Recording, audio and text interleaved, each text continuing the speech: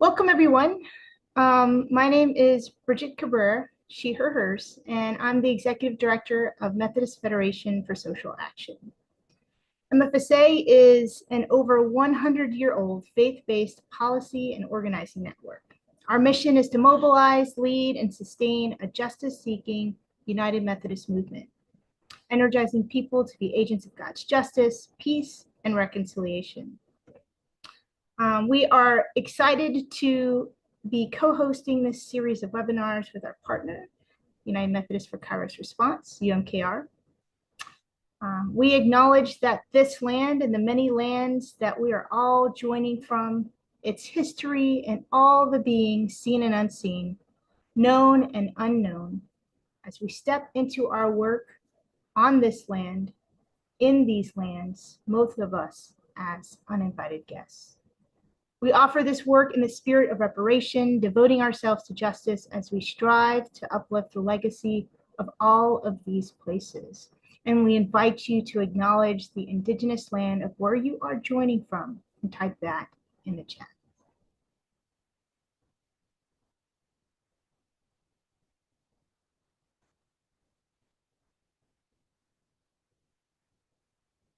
By participating in our webinars, we covenant together to co-create an equitable and brave space where we learn, engage, and grow in relationship together. We are recording this webinar, and that recording will be shared in the coming days. And as you have questions, please feel free to type them in the chat. You don't have to wait for the specific Q&A time. We'll be gathering all of those, so you can ask them as they come to you. Closed captioning is available. It's automatically generated. I'm pleased to introduce our moderator for our conversation today, Lisa Bender. Lisa is a co-chair of the UMKR Steering Committee. She chairs UMKR's Boycott and Divestment Committee. Lisa retired after 18 years as the Executive Secretary for the Director of Connectional Ministries of the Susquehanna Conference in Pennsylvania, and continues to serve her conference on several boards. She has been a delegate to a General Conference many times in 2012, 2016, 2019, and 2024. Lisa. Okay, welcome everyone. Can you hear me? All right, it's good to see you all here with us today. First, let me tell you about UMKR. United Methodist for Kairos Response is a movement for Palestinian rights whose goal is freedom, justice, and equality for all Palestinians and Israelis. And to achieve that goal, United Methodist clergy and laity engage in boycott and divestment campaigns.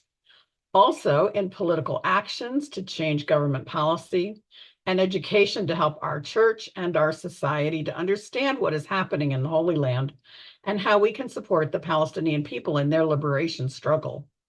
As Christians, the advocates in UMKR believe that God has called us to this justice-seeking ministry, which is needed now more than ever. So the United Methodist Church has supported various boycotts over the years. Because boycotts have proved successful in changing the world around different justice issues, UMKR has adopted a number of boycott campaigns in support of Palestinian rights. We join with well-established campaigns led by trusted organizations who have staff to provide the research and action steps that we can take. Then, in addition to educating others via our website and emails, we offer occasional webinars on specific targets, such as today's. And today we'll hear speakers about the new PURGE Palantir campaign. And we'll be encouraged to think critically as well before using popular travel companies like Airbnb and Booking. We encourage you to tell others about these campaigns and get them involved too. First, we will welcome Kenny Morris to talk about the new campaign called PURGE Palantir. Kenny is a campaign strategist at the American Friends Service Committee within its Action Center for Corporate Accountability. He supports campaigns against companies that profit from borders, including the national campaign PURGE Palantir, focused on Palantir technologies. Before joining AFSC, Kenny was a tenant organizer in Connecticut and a volunteer labor organizer in his workplace in his hometown of San Diego. We welcome you, Kenny. Thank you so much, Lisa, and thank you everybody for joining today. I'm going to go ahead and share my screen because today I'll be talking a bit about this company. It's been in the news quite a bit recently. It's called Palantir Technologies. And there's been a lot about this company, but what I want to talk about is what this company actually does and then the people who are standing up to this company and organizing against it. So, in order to talk about Palantir, I first want to introduce you to Maria Domingo Garcia. Maria, she's a mother of three. She was born in Mexico, but then spent most of her life in Guatemala before 2006, when she immigrated to the United States. And Maria, she worked at what's called a chicken disassembly plant in Mississippi, in Coke Farms. And Maria, she would wake up at 4 a.m. every day, and that's get ready, get her kids ready, and then she would leave the house at 5:30 a.m. just to clock in for her almost 10-hour shifts. And Maria, she did this every day. That was until 2017 when ICE conducted one of the largest workplace raids in our country's history, arresting over 700 people across 3 facilities in just one day, including Maria. Now, Maria, she was not only feeling the trauma of being separated from her family, but she also was the mother of a 4-month-old and she was still breastfeeding. So she was sitting in a cold ice cell in Louisiana, states away, and also feeling the intense physical pain and swelling. And that's where she was for about 3 months.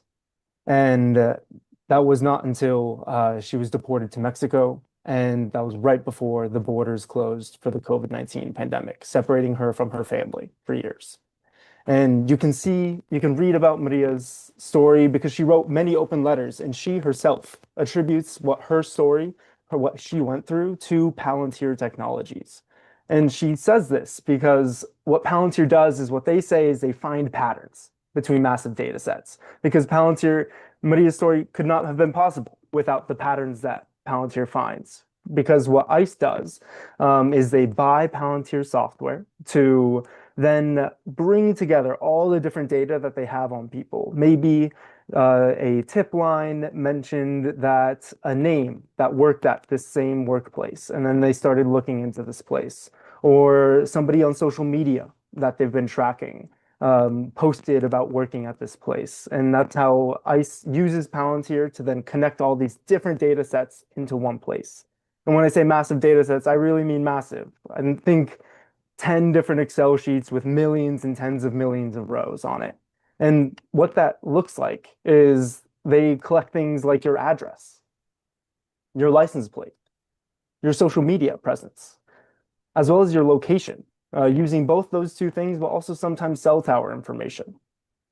And also information on your past romantic partners, your credit history, and not only that, the same information on your family. So that's what Palantir does. Palantir, it brings and centralizes data together for their clients. And Palantir really got started by this person right here. His name is Peter Thiel. Peter Thiel, he is a right-wing billionaire mega donor. He donated many millions of dollars to the Trump campaign and to MAGA candidates, including J.D. Vance. And these are some of the quotes, just to give you a sense of what his beliefs are. He said that I no longer believe that freedom and democracy are compatible. And he said that diversity initiatives, which are correcting historic wrongs, are both very evil and very silly. The CEO of Palantir Technologies is this person right here, Alex Karp. And Alex Karp, he has also said that Palantir is here to disrupt and to scare enemies and on occasion kill them. And he has also said that we are comfortable being unpopular. And while he has said that, they actually moved their headquarters from Silicon Valley, where they started in Palo Alto, to Colorado for many years. And then they've now moved it just recently in following months and years of protest to Miami. And when they made that first move, they said it was because Silicon Valley is too woke for this company. This is just to give you a sense of the background, where they're coming from. And what this company does can look like this. And we're going to start here with policing because Palantir has sold their software to many police forces across the country and across the world, really, both in Europe and Canada as well. And what Palantir does is it creates the infrastructure for these databases, like you said, where it has your license plate, it has your address, it has your romantic partners, it has your social media information for police to then search. And in New Orleans, actually, they went a step further. In New Orleans, they had a predictive policing model where they would be looking at potential criminals is what they called, or in other words, innocent people, and be surveilling them. And that could look like if somebody was arrested, but then now everybody who they were Facebook friends with is now on the New Orleans Police Department's surveillance watch list.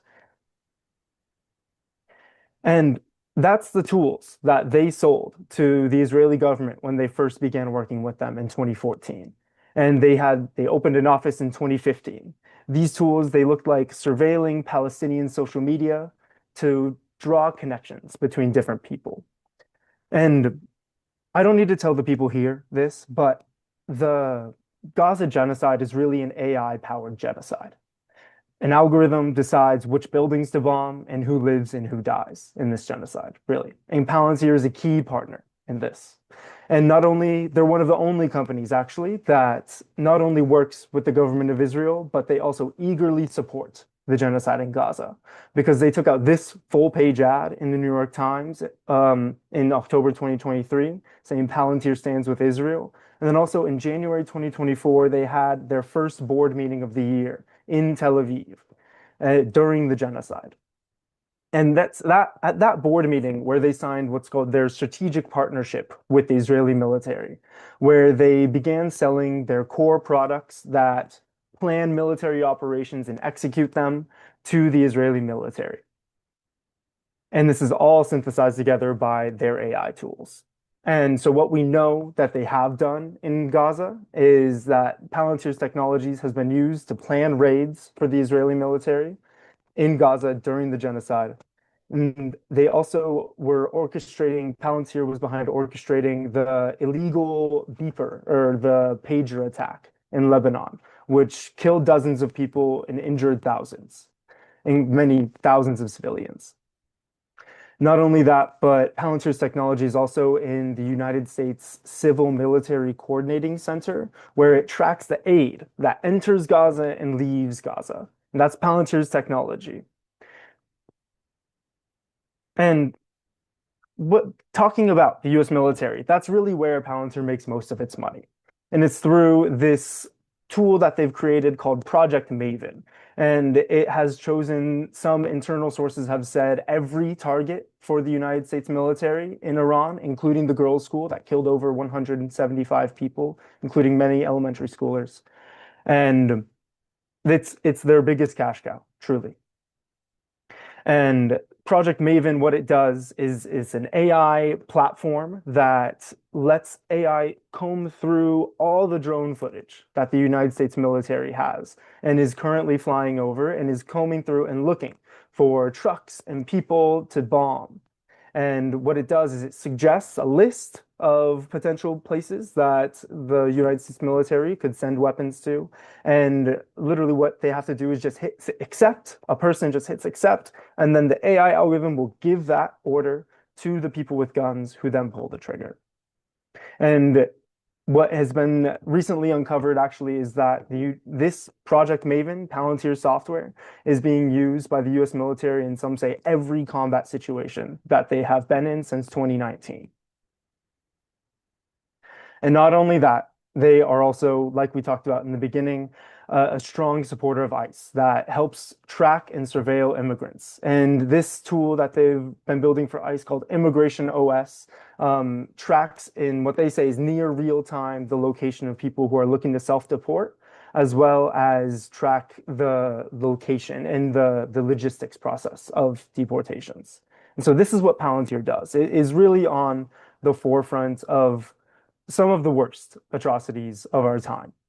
Um, and many people have seen this and recognized this, and that's why we are a part of a global movement to stand up to this company. And that looks different in many different ways. And it's been really beautiful how many different movements have come together because it brings together investors. It brings together Palestine solidarity activists. It brings together immigrants' rights activists, environmental justice activists, and as well as police accountability and privacy, people who are concerned about privacy. And so this is what our global coalition looks like. And we've already had some really great wins in which is what I'm hoping to talk about now. But here are some photos of some big divestment wins, mainly in Europe, but also in Belgium and Denmark as well, I believe, where millions of dollars has been divested from Palantir over their work and over human rights concerns, truly. There's also been a very strong movement of getting Palantir out of the NHS, the National Health Service in the UK, because Palantir, they have all of these contracts with military and with police forces, but they also are in healthcare. And so healthcare workers in the UK, as well as healthcare workers here in the United States, have been organizing against these contracts to try to get Palantir out of our hospitals. And also, we've been focusing on the student side too. With many student movements, many student groups have joined to try to cut the recruitment relationship between Palantir and their universities. And some recent wins have really focused around the politicians who have received Palantir executive donations because Palantir executives, they love donating to politicians, it seems like. And so many politicians in our country, in the United States, have received thousands and tens of thousands of dollars in Palantir money. And so we've been pressuring these different politicians to give back that money or give that money to immigrants' rights groups, as well as pledge to not take any money going forward. And now I believe there's, I think, six sitting U.S. Congress people have taken this pledge and given money back. What I've heard is to the tune of about $500,000 to immigrants' rights groups. As well as in the healthcare sector. Like I mentioned, there are folks here in the United States who are organizing against these healthcare contracts, including the National Nurses United, who are focusing on HCA healthcare, which is the largest, by many standards, hospital networks here in the United States, as well as a client of Palantir's technologies, where they use Palantir to automate their nurse staffing system. And the nurses, they don't want this software to be controlling their staffing choices, as well as they don't want the same technology that is being used in Gaza and is being used to kidnap their neighbors to be used also in their hospitals. And what that's looked like is in New York City. This is one of our big recent wins is in New York City hospitals. They after following months of protests and pressure, they have committed to drop their contract with Palantir. They used to have a contract with Palantir around data management and the New York City public hospital system and New York City Health and Hospitals. They have now committed to dropping that contract when it's up for renewal. And what we're hoping for is to get more and more people involved in this campaign. It's a global campaign, but here in the United States, we have created this map where it outlines different Palantir offices as well as different Palantir clients, including hospitals, but also the universities that they recruit from, as well as large public investors, public pension funds that invest in Palantir, and as well as universities and utility companies that use Palantir technologies, because there's also a campaign in California to get the utility companies out of using Palantir. And so this is what this campaign looks like. It's different movements coming together to stop this company that is really, it's a canary in the coal mine. What we need to do is show that their work with ICE, their work with the Israeli military will cost them access to these spaces, to these industries, and we have to organize against them to say that what they're doing is unacceptable. So thank you so much, everybody. and I'll stay on for any questions.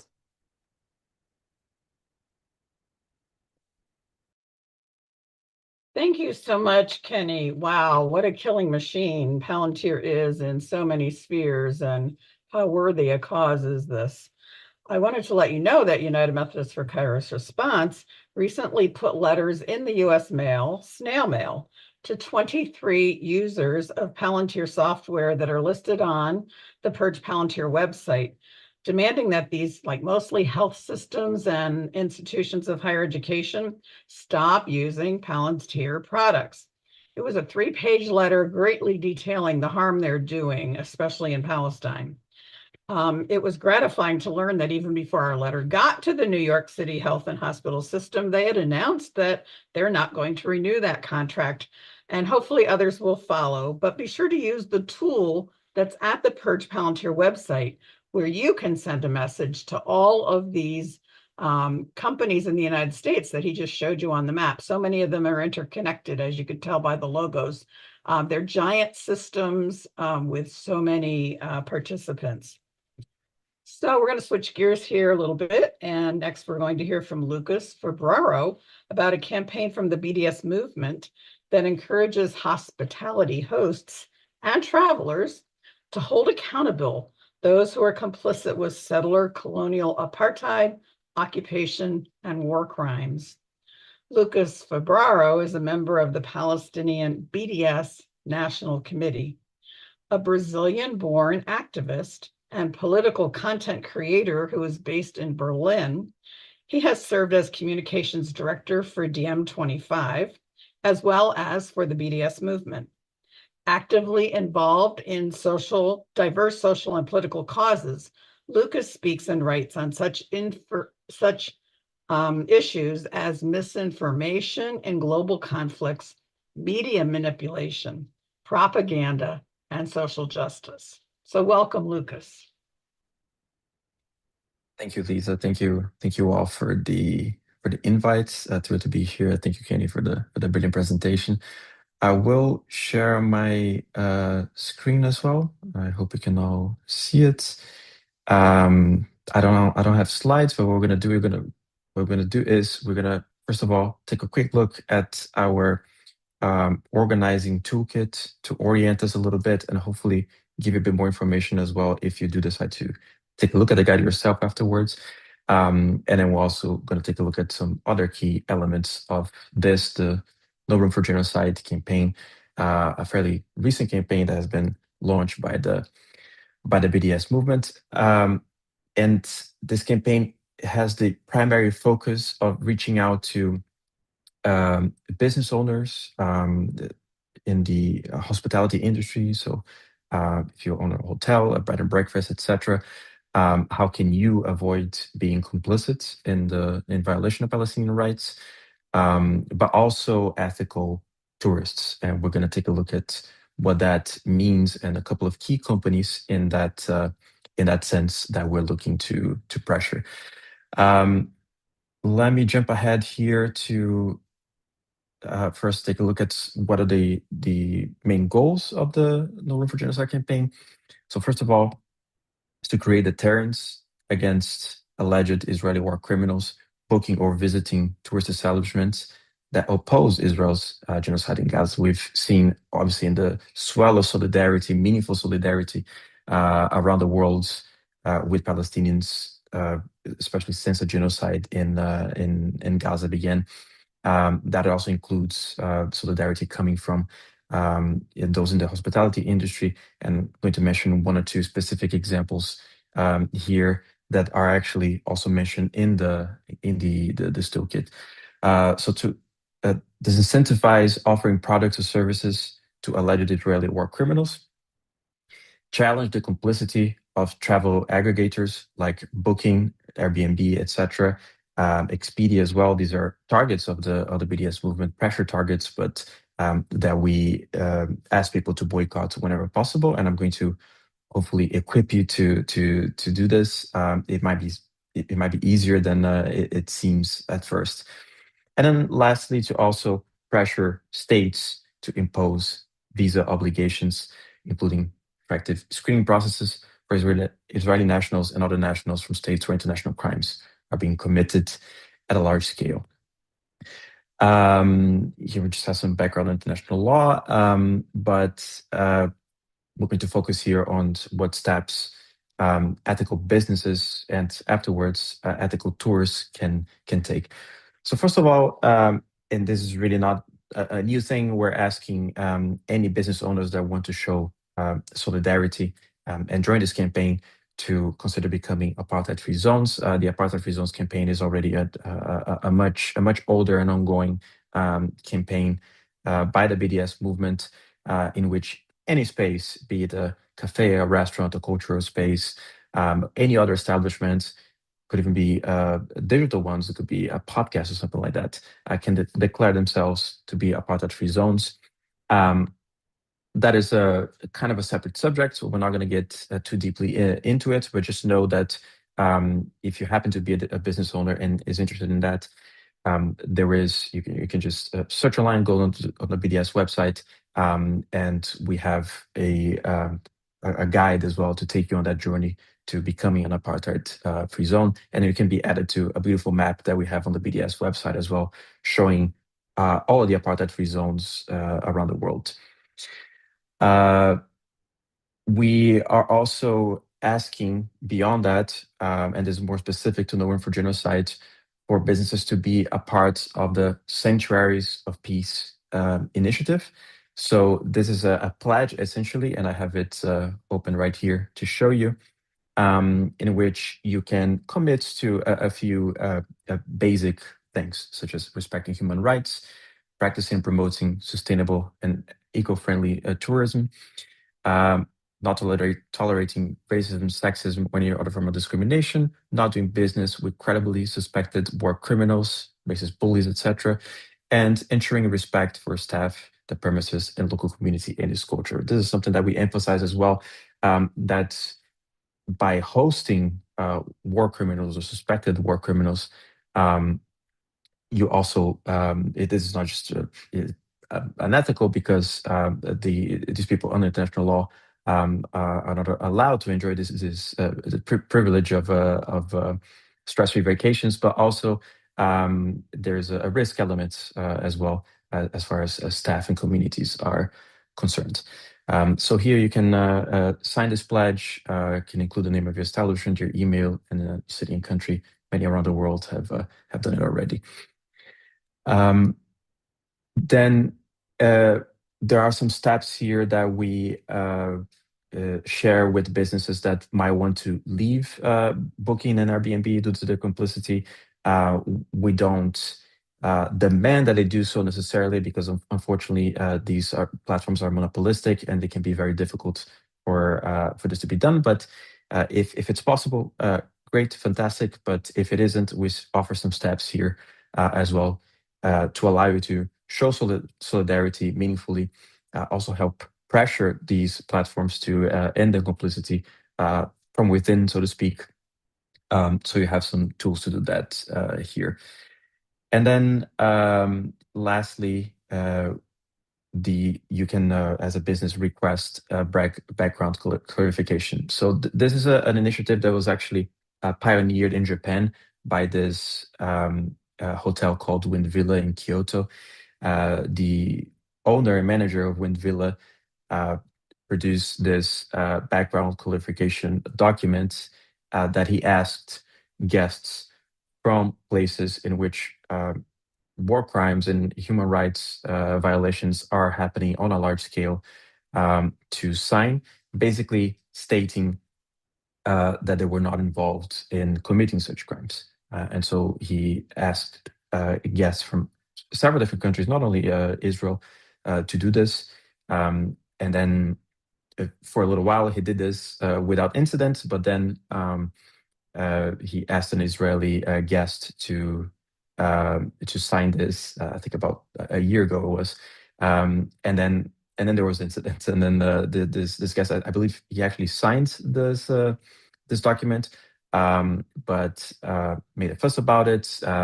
Long story short, it involved the Israeli ambassador to Japan, who was outraged by this. Wind Villa was investigated by authorities in Kyoto. It was all over the news.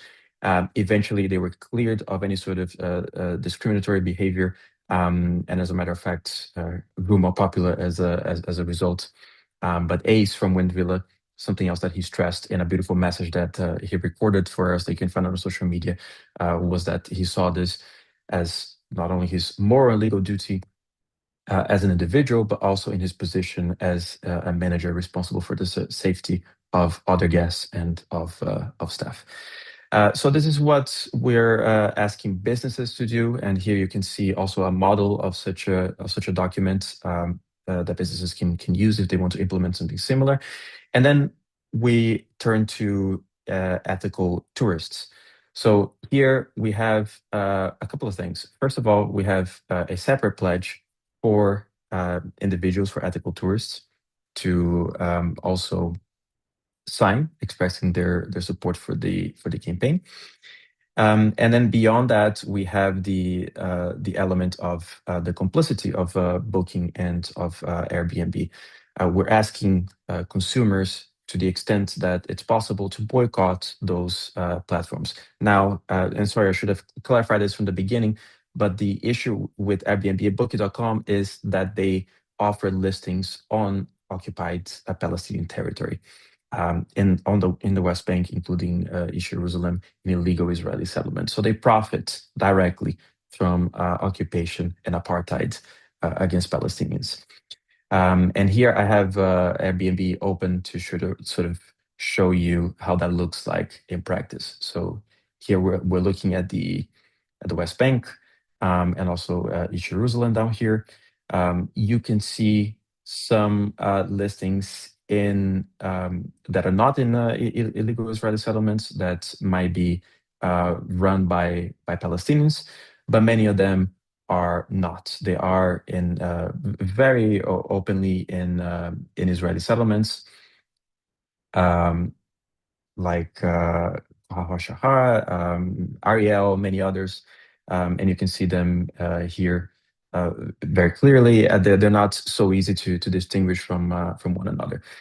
So this is obviously against international law. I am, as a matter of fact, even though I've known this for a fact for a really long time, I'm shocked anytime I see it. And despite pressure for many years now for them to stop doing that, Airbnb and Booking.com are still offering these listings in illegal settlements.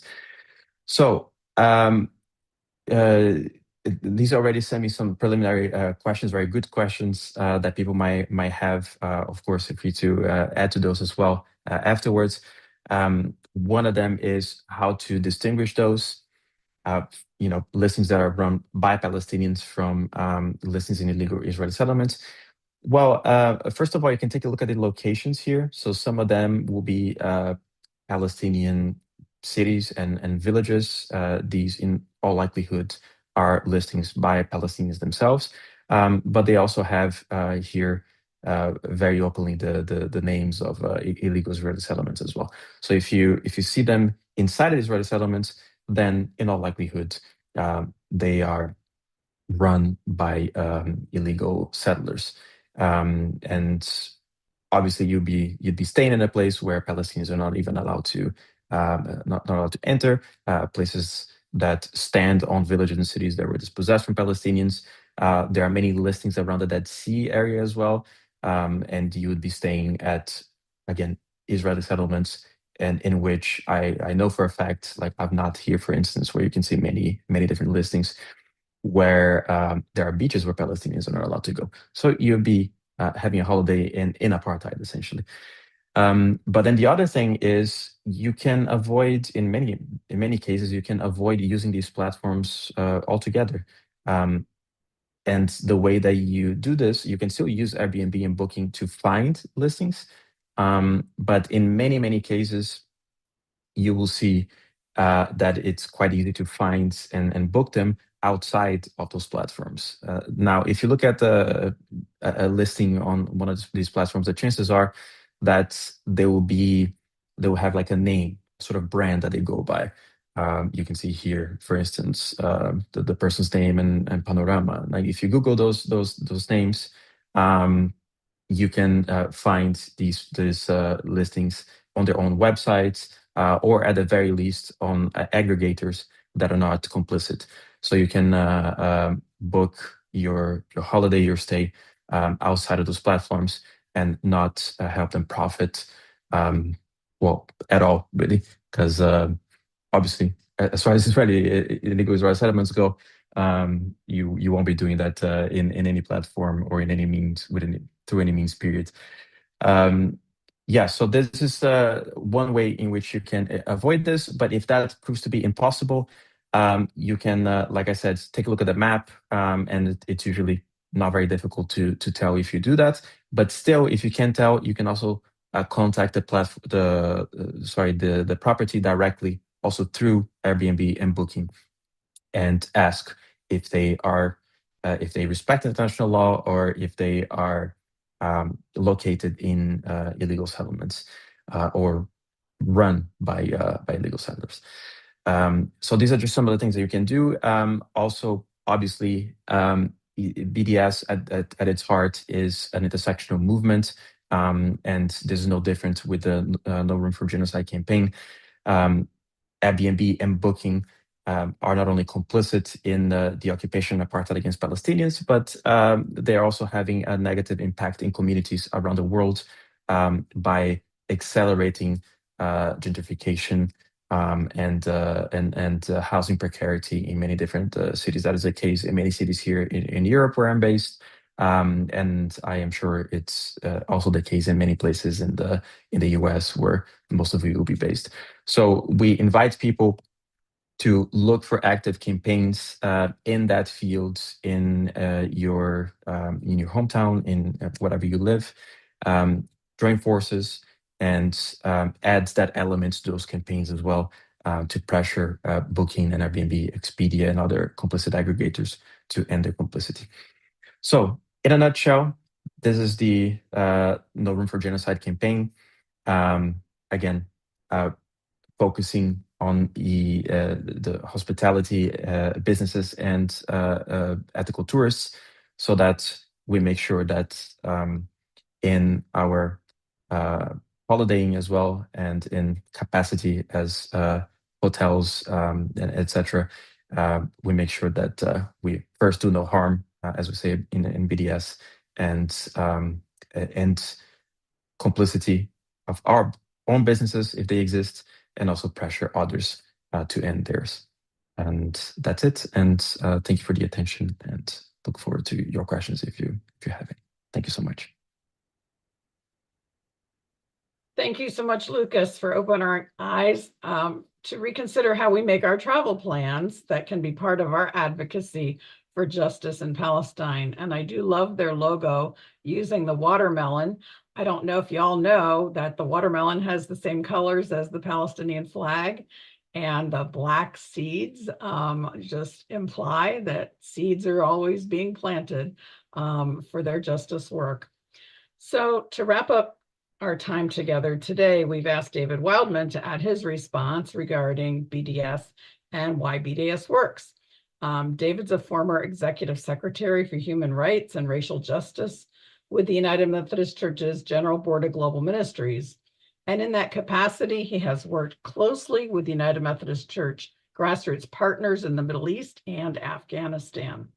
He's a member of the UMKR steering committee and has visited Palestine, Israel, and other parts of the Middle East many, many times. He was a co-founder of the U.S. Campaign for Palestinian Rights and has served on its steering committee. David also represents the United Methodist Church at the United Nations. So welcome, David. Great. Thanks, Lisa. Thanks all. And Lucas and Kenny, it's been great to hear your presentation. So I'll try and just kind of add to that a sort of biblical. Folks who know me, I love the Bible, and I believe the Bible is filled with one story after another of boycott, divestment, and sanctions. You need to do a little creative work with the Greek and the Hebrew, but really that like one story after another. And so I want to just share a few of those stories as examples of how the United Methodist Church and other churches have been doing this. And, a lot of folks ask why BDS for churches. And I think one is it's a long history that churches have used each of these techniques. If you think of farm worker boycotts, South Africa, the anti-apartheid movement, boycott some of the bomb makers in the Vietnam War. There's many examples that this is something churches have done. So why not use a tool that's used, that we've done before, and that works? But I want to start with a text from Ecclesiastes because there's been a lot of news of late of powerful people and the Pope having conversations about religion. And I found some interesting text that helps us from Ecclesiastes, the book of Ecclesiastes, the 4th chapter. Two are better than one because they have a good return for their work. If one falls down, their friend can help them up. But pity the person who falls and has no one to help them up. Though one may be overpowered, two can defend themselves. And a strand of three is not quickly broken. Better a poor but wise youth movement than an old but foolish president who no longer knows how to take a warning. I share that text from Ecclesiastes because of the notion that BDS is not, some folks mistakenly see it only as I want to clean my hands. And that's a very important moral, individual piety of, I don't want to be a part of doing harm. But the BDS movement invites us into a larger movement, like that image from Ecclesiastes of 2 and 3 gathering together and working to change unjust corporate behavior that has been supporting unjust and violent governments and systems of oppression. So if you look, just constantly remind folks that BDS are moral, nonviolent, and we do them together. And Pope Leo invited folks to say, I'm about peace when a certain president was upset with his words. And we are called by the gospel to be peacemakers. And I want to suggest that we can urge Pope Leo to go a little further and say that actually boycott, divestment, and sanctions are the tools that peacemakers pick up to use in situations like ending the genocide, the apartheid, and the settler colonialism that have been subjecting Palestinians to so much suffering for so long. As well as the ICE detentions. And Kenny, thanks for lifting that up in terms of Palantir. So it's tax day. I can't think of a more appropriate day for us to be talking about boycotting. So, there is the biblical text that says, render unto Caesar the things that are to Caesar's, but render to God the things that are God's. I can't help but wondering if in Jesus's day in first century Palestine, the Romans had an anti-BDS law that if you talked about certain things, you could get arrested. So his answer was well, if we render things to God, there might not be so much left for Caesar. And if Caesar's doing bad things, we should not render to Caesar things that don't belong to Caesar, like waging war, like greed, etc., instead of serving the people. So I'll take that with you, Will. I'm not suggesting necessarily a tax resistance, although that is a long and tried and true form of civil disobedience and boycott and divestment. But more fundamentally for faith communities, I want to suggest that BDS is really, if you look in the Bible, is a call to repent, to change your direction. So for corporations, to change their directions from unjust complicity with genocide and with violence and war making to a just relationship. And sometimes that means breaking off your contracts, like we've heard with Palantir, with no room for genocide. But it's all of repentance, if you read the biblical stories, is turning away from certain activities. So we're not saying that companies like Palantir should stop gathering data. Maybe Palantir should stop gathering data, but the gathering of data is not a problem. In the same way that with the bus boycott, it was not buses that were the problem. It was the way they were being misused in a system of oppression. In South Africa, the boycott of diamonds and gold was not that diamonds and golds are problematic, but the way they were being extracted and the profits. So please keep that in mind that, and this is where I'll share, folks are familiar with Kairos Palestine. Palestinian Christians called from 2009, and then again this past November in the second Kairos Palestine 2 document, have called very actively for churches and communities of faith around the world to take up BDS actions in a nonviolent way as an expression of how we love our enemies. And one of the powerful things that Kairos Palestine reminds us of is they go back to the Gospels and saying loving your enemies is not allowing your enemies to continue to do harm. So it's not enough to say it's okay for checkpoints to still be there, for the settlers to kind of keep and you have to stop that, but stop that in loving, nonviolent ways. And that's where we need to really be together. And you heard of a couple of the most recent examples. I want to give a couple Methodist examples from the past, although there's other denominations that have also been active in these. Our first call for sanctions was actually in 1968, within 1 year of the Israeli occupation of East Jerusalem, the West Bank, and Gaza. The General Conference of the United Methodist Church, which is the highest body of decision-making, called for an arms embargo, an end to all transfer and shipments of arms to all countries in the Middle East. And they just affirmed that basically weapons are like trying to put a fire out with gasoline. If you add more weapons to the situation, it will not get better.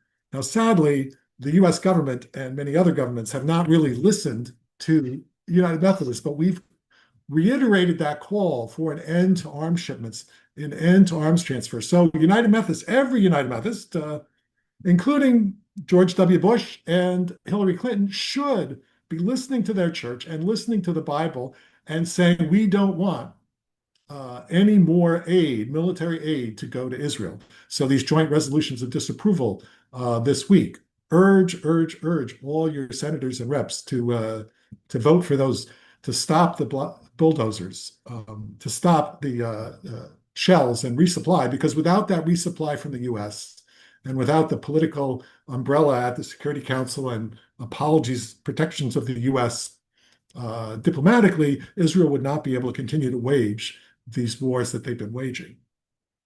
I want to say just a couple other highlights. Due to a lot of pressure from grassroots groups like United Methodists for Kairos Response, joining with our allies, in 2012, something happened for United Methodists at our General Conference. We did not win a mandated divestment resolution, but we did get a boycott of Israeli settlements, not just settlement products, but any of the companies that are involved in operations that sustain and support the settlements. So it was a much broader sense of like, if you're helping with the settlements, you're engaged in illegal activity and should stop it. And we shifted from saying, what does Israel need to do? Or what does, in international law, a lot of the International Court of Justice and international talks about what are the obligations of Israel, of the United States, of third states.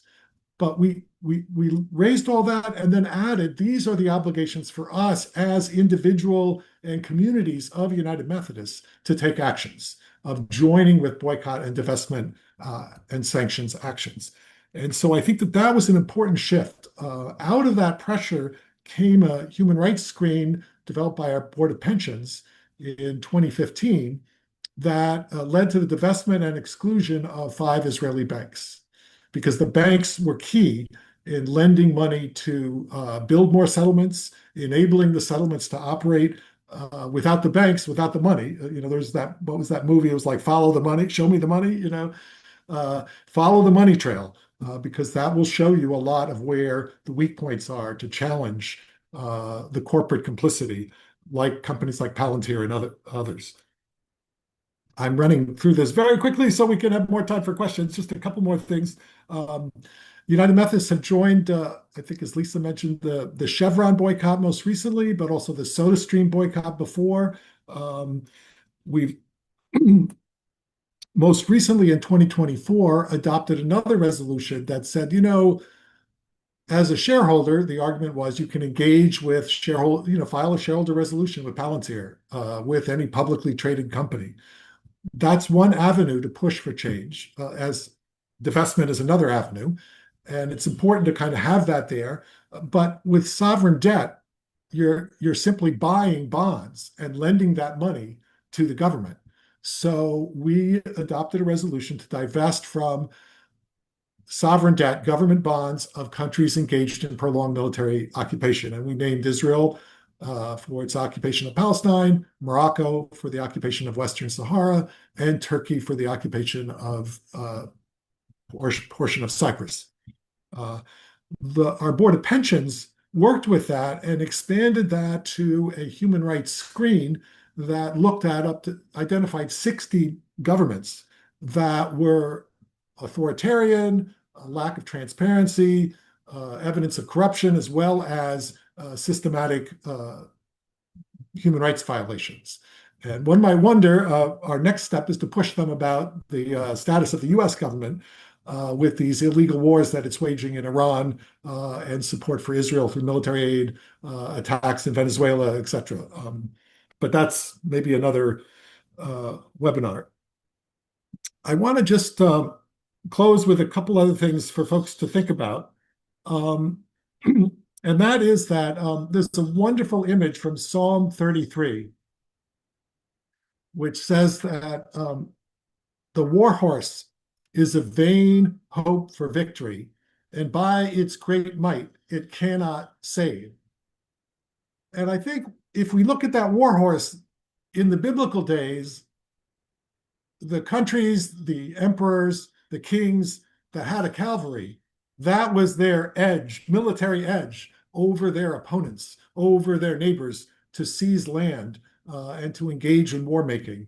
So every generation has a new thing. And I want to suggest that this targeting AI that Kenny talked about with Palantir is seen as the new quick fix that will give a military edge to nations that make it more likely that they want to wage war against their neighbors.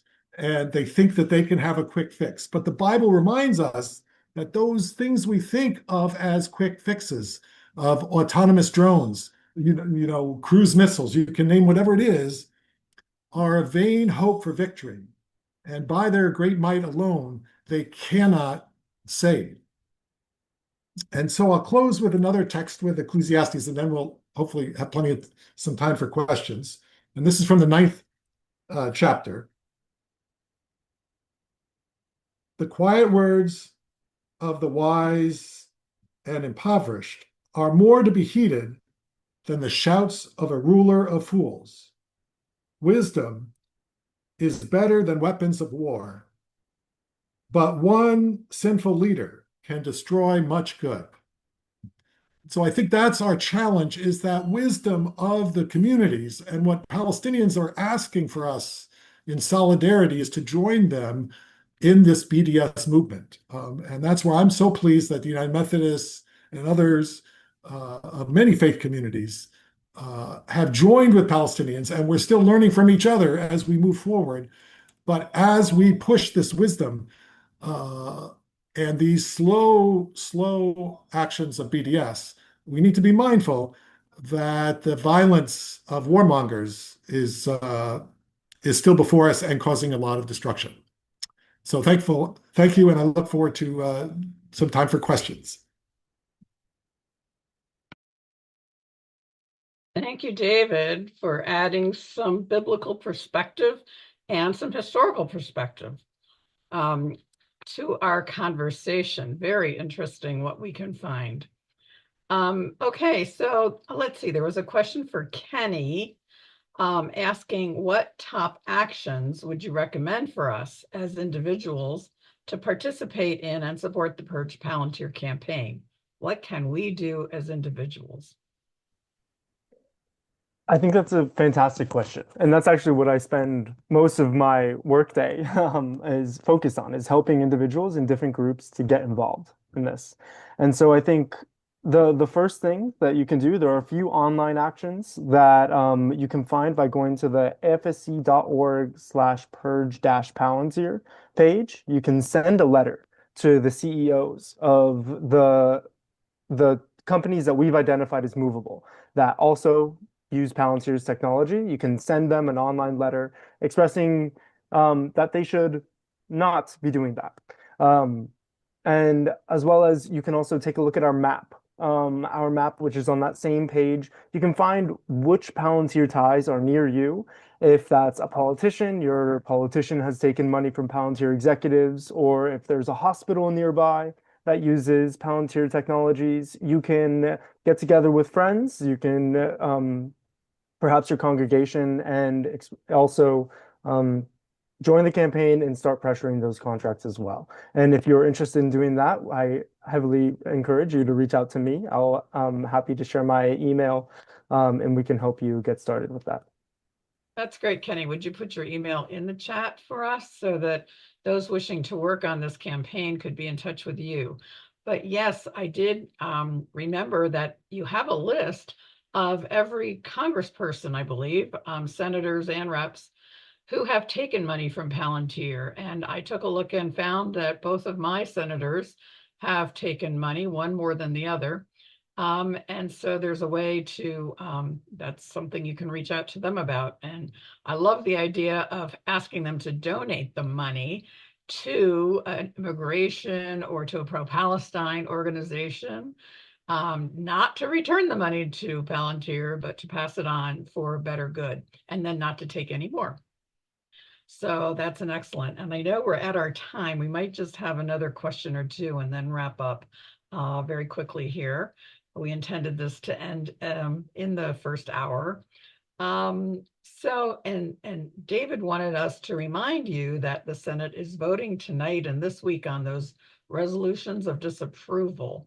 So there is a UMKR action that went out today.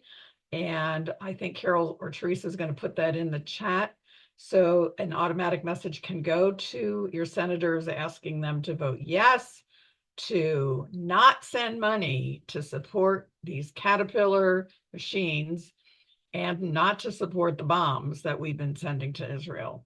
So that would be great if you can help us out in that. Now, as far as the question for Lucas, somebody wanted to know how we can communicate to Airbnb and to Booking that we demand that they stop listing these Israeli settlement properties. I wonder if there's, some way we can message them. Yes, absolutely. So I would assume that the question comes from the perspective of a user of the platform, but just to mention as well that businesses obviously have points of contact with the platforms. They can do that. Also included in the toolkit, even if someone, a business isn't able to leave the platform, you can actually, something that we advise is for them to in their standard messages that they send to their customers, to their guests, that they include a message of support of the No Room for Genocide campaign. And Airbnb and Booking pay attention to those messages, so they do make a difference. From the perspective of a user, you can still do that. You can contact Airbnb or Booking support, for instance, either through the app or the website, as well as at the website there'll be an email, I believe, that you can reach out to, even phone numbers. So these companies are easy to reach because they're consumer facing. They have to be. So it definitely helps as well when we kind of flood their lines a little bit, and let them know that that we're watching them, and that we want to pressure them to end this complicity. And obviously, it also helps that all of this needs to be logged, etc. So it has a cumulative effect. So you could join in with others as well, maybe start some sort of initiative, and make sure that they hear from you that way too. Well, that's great. And I was thinking too that, sometimes I probably will be forced to use one of those platforms.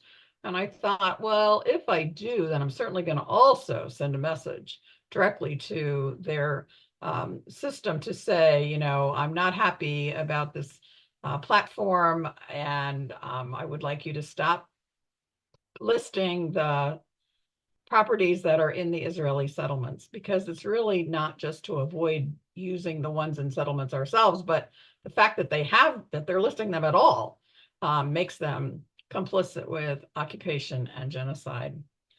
Let me see. I don't know. I think somebody asked how Booking and Airbnb might be involved in the genocide in Gaza. Is there any connection there? I wouldn't imagine we're trying to rent properties there. Yeah, there Or might be. You never know. It sometimes complicity sprouts up in places where you wouldn't expect. However, it's not a focus of this particular campaign. It really has everything to do with the fact that they have listings in the West Bank, including Jerusalem. Right. Okay. Thank you. Actually, Lisa, if I could just add on that. Sure. I think, there's this so-called Board of Peace that was created coming out of a UN security resolution and then done by the US president. They're looking at a lot of reconstruction, much of which would not involve any Palestinians. And I think, to me, when we talk about BDS, and I apologize for not listing this earlier, but that we need to also say that boycott, divestment, and sanctions are tools for the call from Palestinian civil society for freedom, justice, and equality. Freedom from occupation, justice for Palestinian refugees that have been denied, and equal rights for all Palestinians inside the Green Line in Israel, in the occupied territories, and the diaspora. And so that self-determination is a critical thing, and it could very well be that in the reconstruction of Gaza, there could be some companies looking to cash in at the exclusion of Palestinians. Very easily from some of the so-called plans that we've seen. That could very well happen. Okay, I think we have reached our time, and I want to thank Kenny and Lucas and David for really enlightening us on so many things around BDS and these two campaigns. And I encourage everyone to dig into these and see how they apply to you, to your church, to your community groups, and spread the word. We really need to stop these companies. So I'm going to turn it back over to Bridget for some closing comments.